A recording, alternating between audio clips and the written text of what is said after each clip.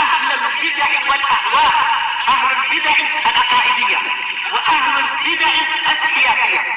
أنا أقول بيننا وبينكم السلف، بيننا وبينكم الكتب، كان فيقول البدع بيننا وبينكم.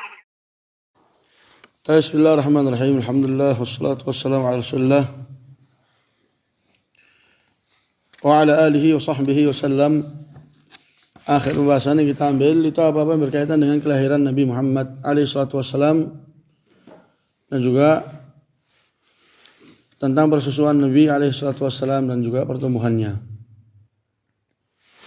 Ringkasannya kemarin itu Rasul alaihissalatu wassalam dilahirkan di hari Senin dan khilaf dari sisi tanggal. Cuma mereka sepakat dari sisi tahunnya, yaitu tahun gajah. Tahun di mana salah seorang raja yang bernama dengan Abraha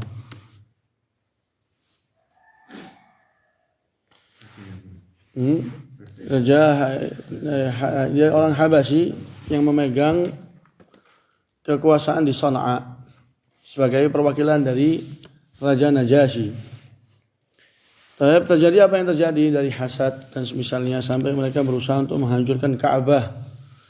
Akan tetapi wali Rabbil Ka'bah walil Ka'bah Rabbuha. Ka'bah itu memiliki pemiliknya yang akan menjaganya.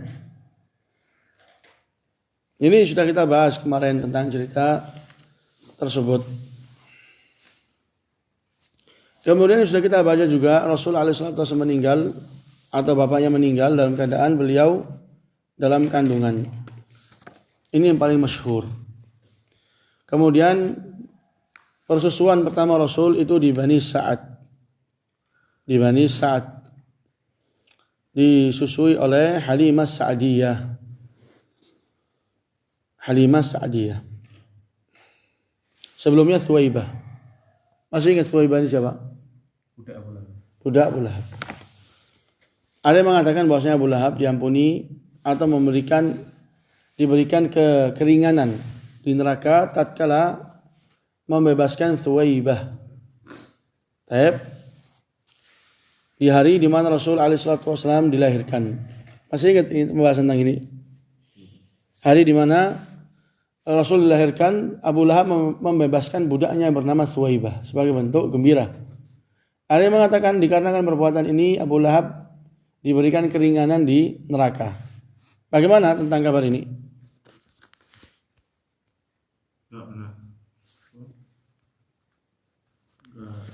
Enggak benar ya, karena yang pertama sanadnya adalah mursal, yang kedua itu sesuatu yang dibangun di atas mimpi. Dibangun di atas mimpi. Karena salah seorang dari keluarganya Abu Lahab menjelaskan bahwasanya dia diperlihatkan mimpi bahwa Abu Lahab terjadi ini dan itu. Dan kita katakan mimpi itu enggak boleh dibangun di atasnya hukum kecuali mimpinya para nabi. Naam.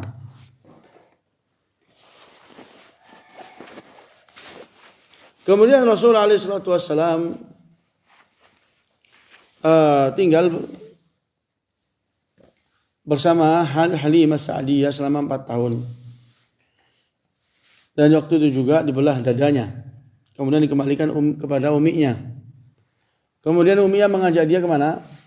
Mengajak dia ke Madinah untuk mengunjungi paman Rasul alaihissalatu wassalam dari pihak ibu. Di kepulangan Rasul bersama uminya meninggal di tempat namanya Abwa. Dan umurnya waktu itu 6 tahun lebih beberapa bulan. Ada yang mengatakan 4 tahun. Di situ Rasul alaihissalatu wassalam tatkala pernah singgah di suatu waktu dari perjalanan beliau bersama para sahabat, singgah di tempat namanya Abwa, yaitu tempatnya di kemakamannya siapa? Uminya, bapak ibunya. Maka Rasul alaihissalatu wassalam mengunjungi dan menziarahi kuburan uminya, meminta ampun untuknya. Kemudian Allah azza wa jalla melarang dan hanya membolehkan ziarah. Di sini dalil bahwasanya ziarah ke kuburannya orang kafir apa hukumnya? Karena apa hukumnya menziarahi kuburannya orang kafir? Enggak boleh. Mengunjungi kuburan orang kafir enggak boleh. Anda boleh enggak boleh? Orang kafir ke kuburannya Nasara ada salibnya besar. Boleh? Apa dalilnya? Rasulullah mengunjungi kuburannya siapa? Ibunya. Oleh Allah Azza wa Jalla diizinkan. Tapi yang dilarang itu apa? Mendoakan, dilarang. Dan tujuannya mengunjungi kuburannya orang kafir itu untuk apa? Untuk mengingat kematian dan mengingat agungnya nikmat Islam. Yang dimana antum berada di atasnya dan meminta kepada Allah Azza wa Jalla ketetapan hingga ajal menjemput. Taib, hadza huwa. Dan ini umum. Dan ini adalah umum. Mengingat kematian itu umum. Bisa dengan mengunjungi kuburannya orang kafir atau orang muslim. Cuman kalau orang mengunjungi kuburannya seorang muslim ditambah di atasnya adab yang lain yaitu mendoakan. Salam dan mendoakan. Assalamu ala ahlil qubur. Ini pertama apa? Salam. Kemudian mendoakan. Kalau orang kafir di antara sunnah yang hampir terlupakan, bahkan di antara orang-orang yang pernah belajar, yaitu siapa yang melewati kuburannya orang kafir disunahkan untuk memberikan kabar dengan neraka. Ini di antara sunnah. Kita lanjut insyaallah. Qala rahimahullah taala. Ini kitab namanya Al-Fusul fi Siratul Rasul, punyanya Ibnu Katsir. Ismail bin Umar Abul Fida Syafi'i yang dikenal dengan Ibnu Katsir, yang dikenal dengan keilmuan dari sisi tafsir dan juga sirah. Dikenal juga dari sisi keilmuan apa? Keilmuan hadis. Qala falamma matat ummu hadarathu ummu Aiman wa hiya maulatuh warathaha min abihi. Tatkala ibunya meninggal, maka dia diasuh oleh Ummu Aiman. Dan dia Ummu Aiman adalah budaknya yang dia wariskan dari bapaknya Abdullah. Pernah kita sebutkan pertama kali Rasulullah SAW dilahirkan itu langsung diasuh oleh Ummu Aiman. Dan ini salah. Ini adalah salah. Bukan Ummu Aiman yang pertama kali mengasuh, tapi Thuwaibah kemudian Halimah. Adapun Ummu Aiman maka mengasuh Rasul selepas kepeninggalan uminya, selepas kepeninggalan ibunya. Ini Ummu Aiman. Wa kaffalahu jadduh Abdul Muttalib.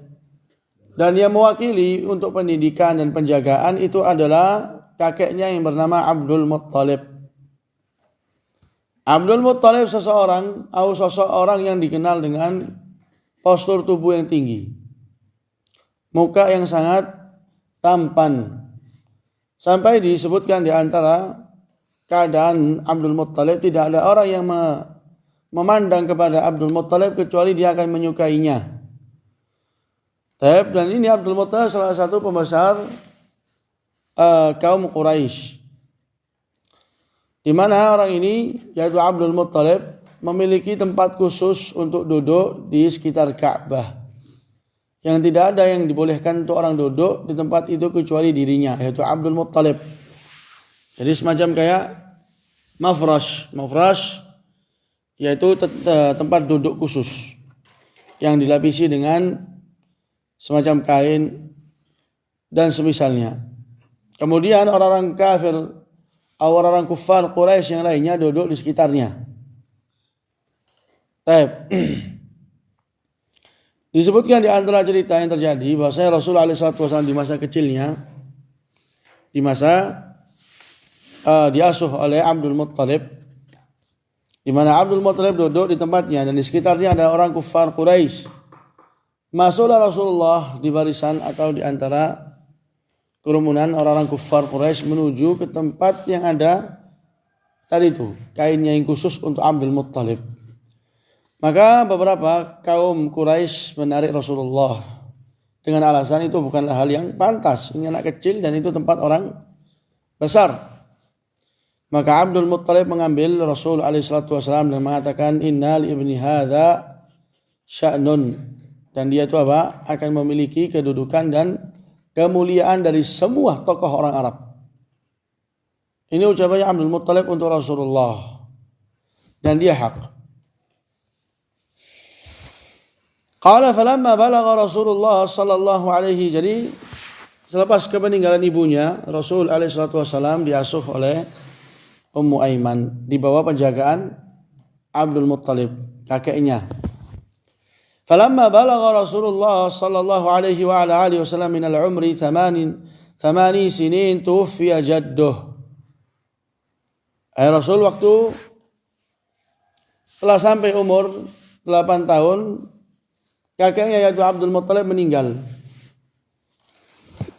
Dan ini yang dipastikan oleh Ibnu Ishaq di kitabnya beliau Sirah, bahwasanya kepeninggalannya Abdul Muttalib, kakeknya Rasul, waktu Rasul berumur 8 tahun. Wa awsa bihi ila ammihi Abi Talib. Kemudian apa? Sebelum Abdul Muttalib meninggal, Abdul Muttalib di atas kasurnya memberikan wasiat kepada Abu Talib, pamannya Rasul, agar dia menjaga Rasulullah, mengambil tanggung jawab yang sebelumnya dipikul oleh Abdul Muttalib. Kenapa kok pilihannya Abu Talib padahal di sana banyak dari paman-paman Rasul alaihissalatu wassalam? Disebutkan oleh Ibnu Katsir li'annahu kana syaqiqa Abdillah fakafalah. Ini sebabnya. Karena Abu Talib itu adalah saudara kandungnya Abdullah, bapaknya Rasulullah. Saudara kandung dari sisi ibu dan bapak keduanya adalah satu. Ibu bapaknya Rasulullah dan ibu Abu Talib adalah satu. Baik.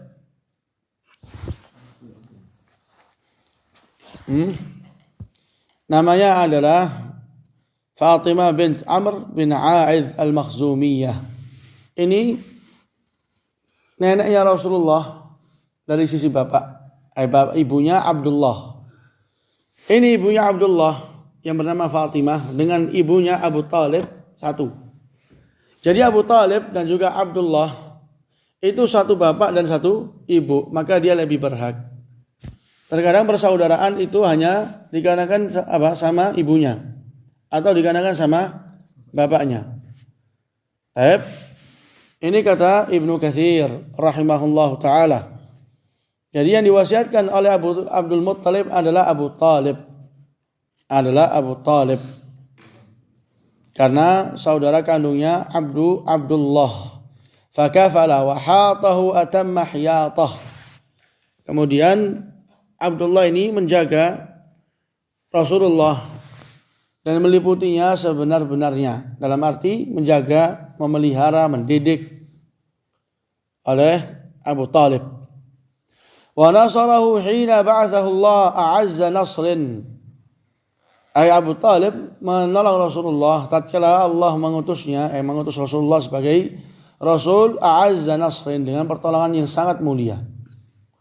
Sehingga dakwanya Rasul dikala Abu Talib masih hidup, dakwanya itu hidup. Dakwanya apa? Agung. Dakwanya nampak dan berani Rasul untuk menyampaikan, dan tidak ada dari orang-orang Quraisy berani untuk mengganggu Rasulullah. Dan ini keutamaannya Abu Talib, yang apabila diikutkan dengannya keimanan, maka akan jadi suatu hal yang sangat bermanfaat baginya. Akan tetapi kehendak Allah Azza wa Jalla berada atau memihak kepada hal yang lain, yaitu Abu Talib meninggal di atas kekufuran. Qala ma'annahu kana mustamirran ala syirkihi ila an mat. Jadi Abu Talib menolong keponakannya ini. Alhamdulillah, ditolong dan dibantu dan didukung padahal dia masih tetap di atas kesyirikan. Ini tanda bahwasanya terkadang Allah menolong agama Islam, menolong suatu dakwah dengan orang jahat, dengan pelaku kejahatan dan pelaku kekufuran, pelaku penyimpangan. Qala alaihi salatu wasallam, innallaha la yansur hadzal din birrajulil fajir. Allah Azza wa Jalla menolong agama ini dengan orang fajir.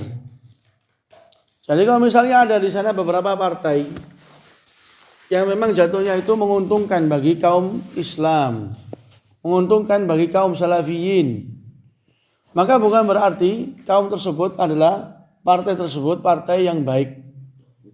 Partai yang dikatakan partai yang disyariatkan atau dianjurkan untuk kita masuk dalam parlemen, masuk dalam politik bersama mereka-mereka yang sangat jauh dari agama. Enggak. Masalah partai dan penjagaan negara serta pencalonan tentang presiden itu sudah ada orang-orang yang memang Allah jadikan mereka untuk itu. Tapi ya Allah, insyaallah biidznillah, dengan adanya mereka-mereka yang tersisa keimanan, itu akan menolong agama Islam, masih peduli dengan agama Islam. Maka adanya partai yang condong kepada agama Islam, yang bermanfaat bagi agama Islam, bukan berarti itu mengundang kita untuk masuk, atau bahkan sampai ikrar masuk, ikut dan andil. Tetap kita jelaskan itu adalah hal yang salah untuk adanya partai, karena itu memecah belah.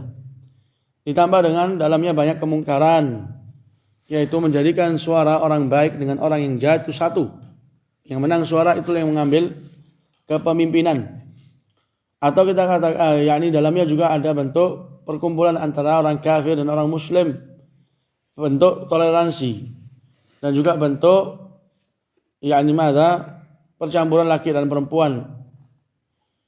Ila akhirih, dari banyak hal yang di mana jatuhnya itu kemungkaran yang berkaitan dengan dasar agama. Ini Abu Talib, pertolongannya Abu Talib kepada Nabi Muhammad SAW bukan berarti itu melembutkan kekufuran yang dia lakukan. Kekufuran yang dia berada di dalamnya itu tetap kekufuran yang keji. Ya bisa dikatakan, telah menolong Rasulullah, berarti dia masih mending, masih lebih dekat kepada kita. Ini sebagai pelajaran untuk kita semua, bahwasanya akhlak yang dimiliki oleh orang-orang kafir, kepedulian yang mereka kepada agama Islam di sebagian keadaan, membantu, memberikan ini dan itu bukan melembutkan untuk kita kekufuran mereka. Tidak menjadikan kebencian kita kepada mereka itu berkurang. Tetap kita benci kepada kekufuran dan juga kepada mereka. Cuman itu tidak menghalangi kita untuk mendoakan mereka agar bisa mendapatkan hidayah dari Allah Azza wa Jalla. Karena banyak kaum muslimin itu mengunggulkan orang-orang kafir dari orang muslim. Karena mereka tergiur dengan akhlak yang nampak dari orang kafir. Di sebagian cerita yang ada di Maroko, ada seorang muslim berusaha untuk nyebrang. Tidak ada satupun mobil itu berhenti untuk mempersilahkan dia menyeberang. Katanya sampailah di waktu itu, sampailah berhenti suatu mobil, sopirnya adalah orang kafir. Berhenti kemudian mempersilahkan dia untuk lewat. Sebelumnya mobil orang muslimin sangat laju, gak ada yang peduli dengan dia. Di sini diambil suatu faedah oleh orang yang jahil tentang agama, bagaimana adabnya orang Nasrani, bagaimana adabnya orang Yahudi. Amanat mereka itu sangat baik dan juga tepat waktu, selalu menunaikan janji. Kalau kamu orang muslim ini itu enggak ada. Padahal di sana ada suatu sifat yang apabila orang itu paham bagaimana kekejian sifat itu, maka semua amalan kebaikannya dia itu enggak ada apa-apanya. Ibarat tidak ada wujudnya. Kekufuran, berani tidak adab dengan Allah, kemudian sekarang menampakkan adab dengan manusia. Kemudian kita katakan ini adalah hal yang baik. La. Hadza huwa. Jadi sangat sangat tidak sesuai. Sangat tidak sesuai. Adalah seseorang pertama kali itu beradab dengan Allah, kemudian beradab dengan manusia. Kalau ada orang yang beradab kepada Allah dan beradab kepada manusia, cuma terkadang dia memiliki sisi atau akhlak yang buruk, maka tetap dia dikatakan orang baik. Tetap dia memiliki sisi kebaikan. Qala alaihi salatu wasalam, al-mu'minul qawi khairun wa ahabbu ila Allah minal mu'minil dhaif wa fi kullin khair. Seorang mukmin yang kuat itu lebih baik dan lebih Allah cintai dari seorang mukmin yang lemah. Kata Rasulullah, wa fi kullin khair. Dan di semua keadaan orang mukmin itu tetap apa? Dalam kebaikan. Dia imannya kuat atau imannya lemah, dia dalam kebaikan. Kalau orang kafir, maka Allah Azza wa Jalla telah menjelaskan mereka itu adalah ulaikaum syarrul bariyah. Sejelek-jeleknya ciptaan Allah itu orang kafir. Kita tahu sejelek-jeleknya hewan yang terkenal di atas bumi ini adalah apa? Babi. Itu jelek. Tapi Allah Azza wa Jalla di ayat ini menjelaskan orang-orang kafir itu syarrul bariyah. Paling jelek dari apa? Dari ciptaan Allah sudah ini. Baik. Jadi ini salah satu pelajaran sangat penting untuk orang itu memetiknya. Yaitu apa? Terkadang Allah menolong agama Islam dengan orang yang nakal, dengan orang yang rusak, dengan orang kafir. Abu Talib menolong agama Rasul alaihissalam hingga sekarang masih tegap. Baik. Maka kembalinya kepada beberapa pelajaran yang telah kita sebutkan. Fa khaffafa Allahu bidzalika min 'adzabihi kama shahha al-hadits bidzalik. Maka Allah meringankan dengan itu dari sedikit azabnya sebagaimana telah tetap di hadis. Yang benar itu apa? Syafaat yang didapatkan oleh Abu Talib itu karena amalannya atau karena syafaat Rasulullah? Karena syafaat Rasulullah. Amalannya orang kafir selepas dia meninggal gak akan bermanfaat. Datang di hari kiamat amalan tersebut akan hangus, akan digugurkan dan akan ditebarkan. Tidak bermanfaat bagi pelakunya. Azza. Itu yang benar dia. Dan zahir ucapannya Ibnu Katsir di sini bahwasanya Abu Talib mendapatkan pertolongan atau keringanan tersebut karena amalannya. Amalannya Abu Talib meskipun agung, tapi dia selama di atas kekufuran, maka enggak ada ganjaran di sisi Allah.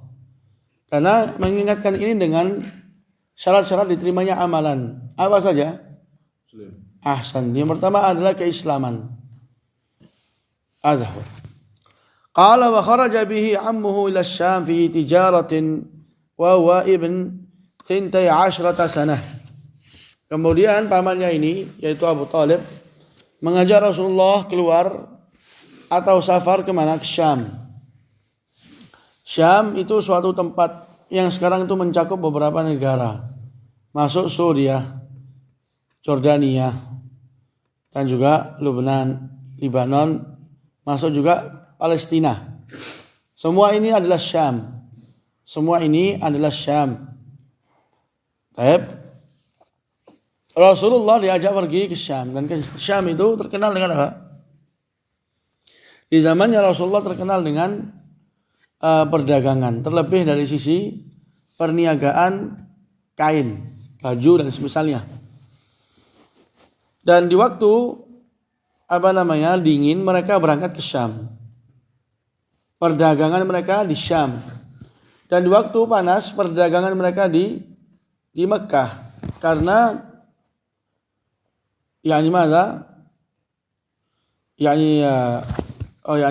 disebutkan oleh Allah Azza wa Jalla ila fi Quraisy ila fihim rihlatas syita'i was saif. Ini bentuk kenikmatan Allah Azza wa Jalla untuk orang Quraisy. Li ila fi Quraisy, ilaf. Li ila fi Quraisy. Artinya ini adalah bentuk keheranan dan ta'ajjub. Ta'ajjublah dengan kenikmatan yang dimiliki oleh orang Quraisy. Ila fihim rihlatas syita'i was saif. Ila fihim rihlatas syita'i was saif. Keta'ajjuban yang ada untuk orang Quraisy itu adalah rihlatas syita' was saif. Rihlatas syita' was saif. Ini bentuk kenikmatan yang Allah Azza wa Jalla berikan untuk orang kufar Quraisy. Adanya rihlah, perjalanan di waktu syita' dan di waktu saif. Untuk tadi berniaga. Dalam keadaan mereka itu sangat aman sentosa. Enggak ada sama sekali gangguan atau ancaman di jalan. Ini jadi di waktu mereka itu memiliki banyak perdagangan, mereka ngambil dari Syam dan dijual di Mekah. Itu sangat laris. Kemudian kembali ke Syam dan mengambil lagi dan menjual. Wah, kata terus ini perdagangan dalam keadaan demikian lancar, aman, ini Allah Azza wa Jalla tuntut mereka dengan suatu tuntutan. Apa? Falyabudu rabb hadzal bait. Kalau sudah memang kalian tuh mendapatkan kenikmatan yang sangat agung, safar kemana pun kalian inginkan, kalian di atas keamanan. Bahkan di Mekah kalian mendapatkan semua apa yang kalian inginkan, maka sembahlah Tuhannya rumah ini, yaitu apa? Ka'bah. Ini perjalanan Rasulullah bersama pamannya ke Syam untuk tujuannya perdagangan, untuk berniaga. Umurnya waktu itu 12 tahun.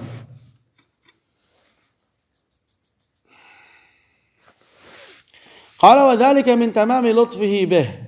Dan itu termasuk kesempurnaan sisi kelembutannya Abu Thalib bersama Rasulullah. Li'adami man yaqumu bihi idza tarakahu bi Makkah, karena tidak ada yang mengurusi Rasulullah kalau Rasulullah ditinggal di Makkah. Karena membawa anak kecil itu perlu menjaga dan mendidik. Maka kalau seandainya ditinggalkan Rasulullah di Makkah lebih apa? Lebih enak. Abu Thalib lebih fokus untuk dagang. Tapi enggak, termasuk bentuk kesempurnaan sisi lembutnya Abu Thalib bersama Rasulullah. Sisi penjagaan Abu Thalib untuk Rasulullah tetap dibawa. Dan di samping itu bentuk penjagaan itu juga bentuk pendidikan. Artinya anak kecil juga dididik dengan umur 12 ini sudah siap untuk dididik. Sudah siap untuk terjun ke medan para rijal. Dan ini yang kita saksikan di Yaman. Agak tahu lah. Anak-anak kecil sudah mulai memegang senjata. Secara umum, jangan langsung disebutkan truknya. Disebutkan mobil lagi.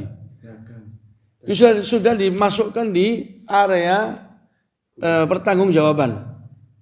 Diberikan tanggung jawab. Diberikan mas'uliyah. Diberikan kerjaan yang apabila kita pandang di tempat lain itu dipegang oleh apa? Orang-orang dewasa. Tapi enggak, di Yaman dipegang oleh anak-anak kecil. Tapi bagian kasir, siapa yang megang? Anak kecil. Bagian untuk mempromosikan anak kecil, ta'al ala alfain 2000-an anak kecil. Tapi nanti kadang kalau kita bawa sepeda motor, depan kita ada mobil, gak kelihatan apa? Supirnya. Mana supirnya? Ternyata siapa? Anak kecil. Tapi terkadang kita di samping jalan, ternyata dari atas truk yang teriak-teriak siapa? Anak kecil yang mikir. Semoga Allah. Itu dia.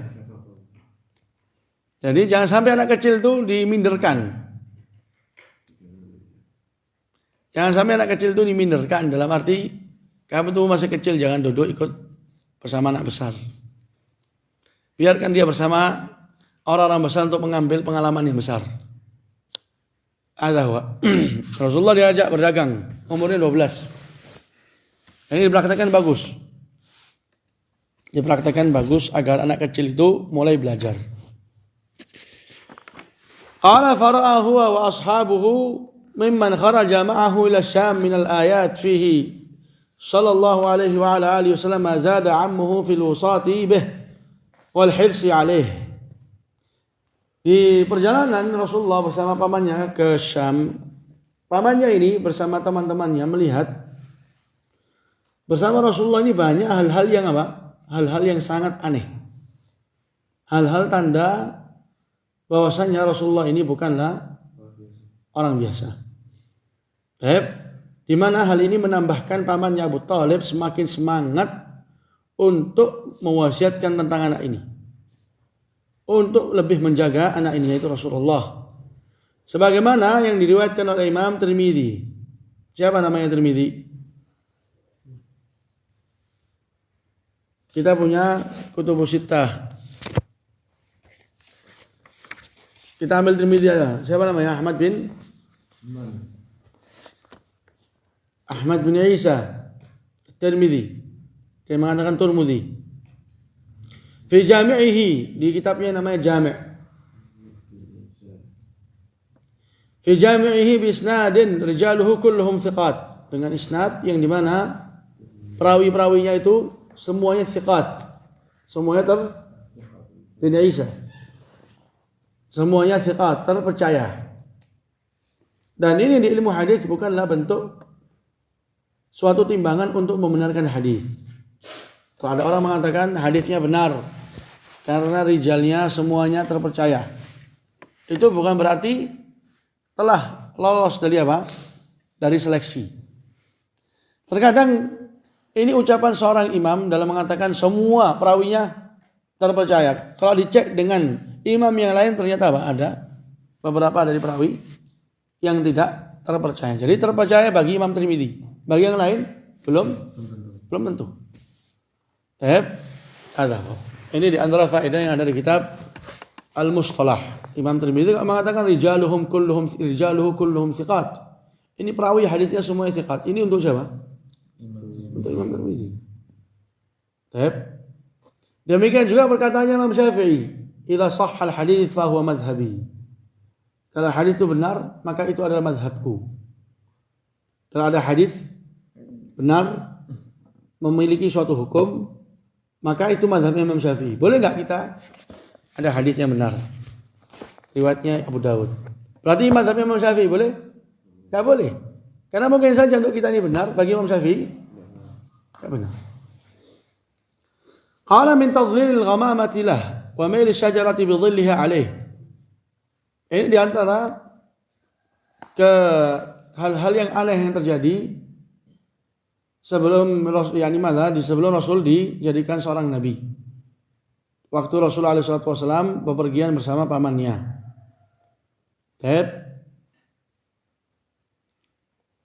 Yang pertama seperti al-ghamamah itu sahabah, awan menaungi Rasulullah, dan juga condongnya pohon dengan apa? Dengan naungannya kepada Rasulullah.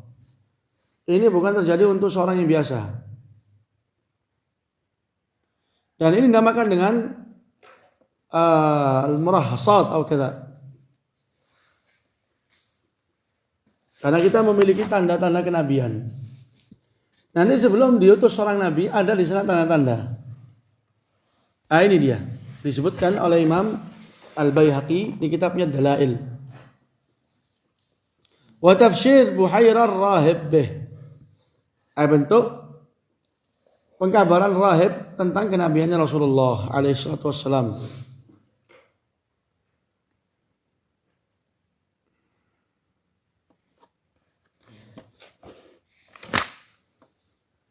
Insyaallah sisanya kita ambil di pertemuan yang akan datang.